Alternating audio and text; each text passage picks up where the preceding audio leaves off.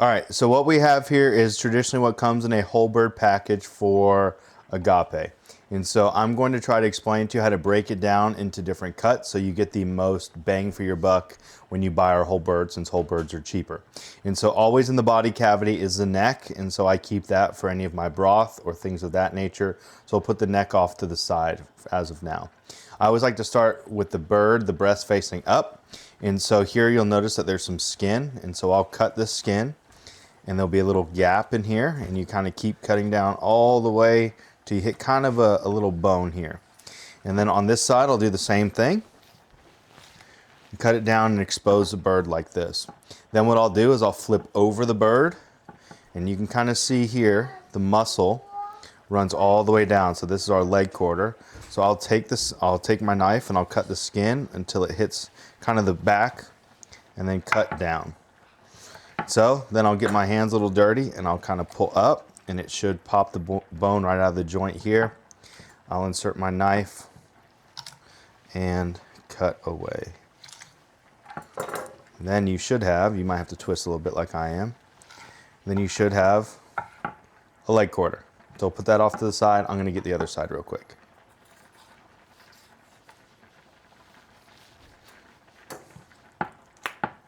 Pops open like that. Now I have a leg quarter. Okay, so then I'll flip this over. The wing, I'll get the wings next, so you can see the wing kind of comes up here. I cut, there's a little divot, and I'll continue to cut, exposing the joint, pop it, and then cut down. That's one wing, and I'll do that again on the other side. So I'll cut down, pop the joint, and now I have two wings. And so this is a drum. You have the flats or the wingtip. Let me know if you're more of a drum person or a wingtip person or a flat person. Then I'll flip over. We get the breast, which is what people mostly like here, or what we sell the most of. And there's a breastbone running down the entire portion of the body. And so what I'm going to do is I'm going to take my knife and make an incision right alongside that breastbone. Sometimes I'll remove the skin. My wife prefers no skin on these, so I'll actually move that, and the skin just pulls off and you can cut right underneath like what I'm doing. So now that the skin is removed, that's not a necessary step. If you prefer skin, you can keep it on. Kind of put that to the side. You can see real clearly how there's a divide right down here. And so I will cut on this side of the breastbone all the way down. Continue cutting until it kind of releases.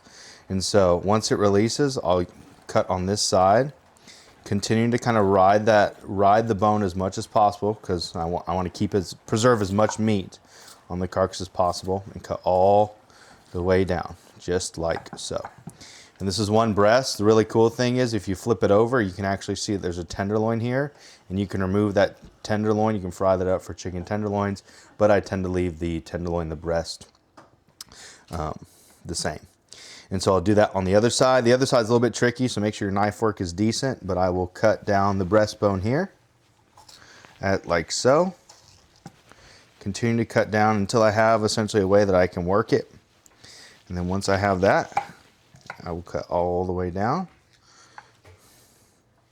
You're like, but Ramey, you're leaving some meat on the bone. That's totally okay, because I will show you why in a second. So we have all these cuts. We got two breasts. We got two wings, a neck, and some skin I'll put over there. Two leg quarters, and then this is actually, if you put these together, you fill up a crock pot, you cook them down, or a pressure cooker, you can make a lot of good broth with this. So I actually put this in a Ziploc bag for later use, and I'll make some broth. And if you wanted to break this down any further, you can always take your leg, or your leg quarter here, you have the thigh and the drumstick, and there's a little, I don't know if y'all can see it, but I can definitely see it. But there's a little crease here, and so I'll just use my knife. I'll cut along that crease and allow it to free up. And sometimes if you hit it perfectly, it's great, but sometimes you might need to pop the bone out. Now that the bone's popped out, I can easily cut along the side here.